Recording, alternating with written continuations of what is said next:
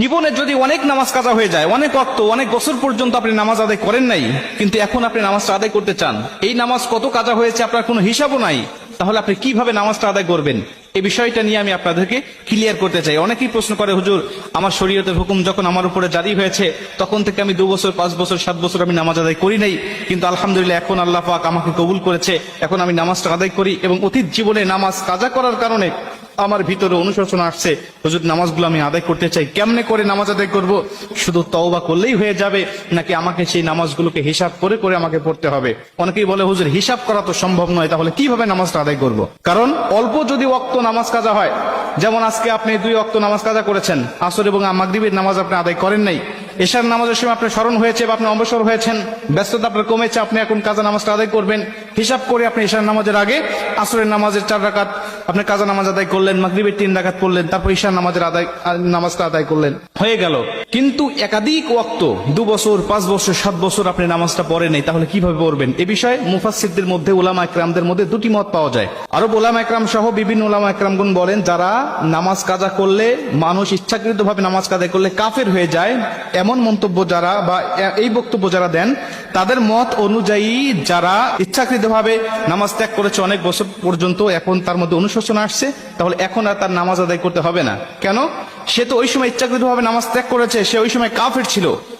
ইচ্ছাকৃতভাবে নামাজ ত্যাগ করলে কাফের হয়ে যায়, অতএব সে ওই সময় কাফের ছিল, আর কাফের হওয়ার পরে এখন সে মুমিন হয়েছে, এখন সে নামাজ পড়ছে, অতএব এখন তার আর ওই কাফের অবস্থায় থাকাকালীন সময়ের জন্য কাজা আদায় করতে হবে না।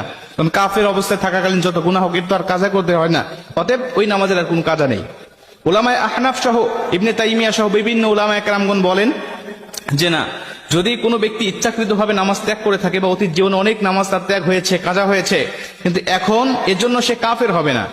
যদি সে নামাজটাকে অস্বীকার করে তাহলে সে কাফের হবে, কিন্তু সে অস্বীকার করে নাই, সে স্বীকার করে নিয়ে নামাজ পড়ে নাই, এটা তার ভুল হয়েছে, সে বুঝে নিয়েছে, স্বীকার করে নিয়েছে, স্বীকার করে নেওয়ার কারণে সে কাফের হয় নাই। আর কাফের না হওয়ার কারণে সে ওই অতীত জীবনের আমলটাকে অবশ্যই তাকে কাজ আদায় করতে হবে। এখন প্রশ্ন আসতে পারে, হুজুর ইসলাম তো মানুষের উপরে সহজ করেছেন, ইসলাম তো মানুষকে জুলুম করেন নাই, তাহলে এত ওয়াক্ত, এত দিন, এত বছরের নামাজটা আমি কিভাবে হিসাব করব? আমার তো হিসাব করা সম্ভব নয়। ইসলাম আপনাকে এতটা কঠিন দেয় নাই, ইসলাম আপনাকে এতটা কষ্ট সাধ্য আমলের কথা বলে নাই। ইসলাম আপনাকে বলে, আপনি অতীত জীবনের জন্য অনুতপ্ত হয়ে আপনার সাধ্য অনুযায়ী প্রত্যেকটা দিন আপনি 2-4 ওয়াক্তর নামাজ, আপনি কাজা নামাজটা আপনি আদায় করেন, আপনি নফল নামাজের পরিমাণটা একটু বাড়িয়ে দেন, নফল নামাজটা আপনি পড়তে থাকেন।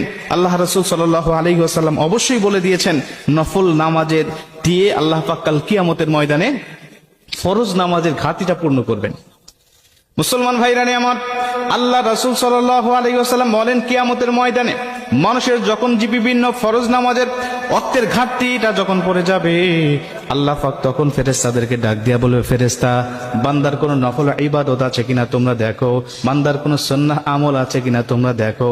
ফেরেশতারা যখন দেখবে খুঁটে খুঁটে বিভিন্ন নফল ইবাদত পাওয়া যায়, আল্লাহ পাক তখন সেগুলো ফরজের কাফারা হিসাবে গ্রহণ করে নেবে।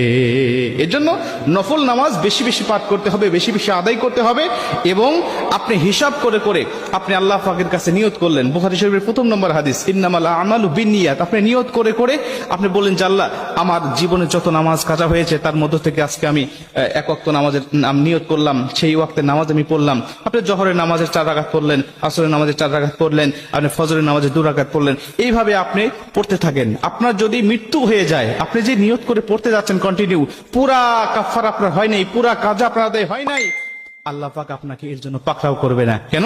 আপনি তো নিয়ত করেছিলেন, তার আগেই আপনার হায়াত শেষ হয়ে গিয়েছে, এর জন্য আল্লাহ পাক আপনাকে কবুল করবে। এজন্য প্রত্যেকটা দিন নিয়ত করে করে যত ওয়াক্ত কাজা হয়েছে আপনার, আপনি নিয়ত, আপনি সেইভাবে কাজা নামাজটা আদায় করতে থাকেন। দেখো, ফেরেশতারা যখন দেখবে খুঁটে খুঁটে বিভিন্ন নফল ইবাদত পাওয়া যায়, আল্লাহ পাক তখন সেগুলো ফরজের কাফারা হিসাবে গ্রহণ করে নেবে।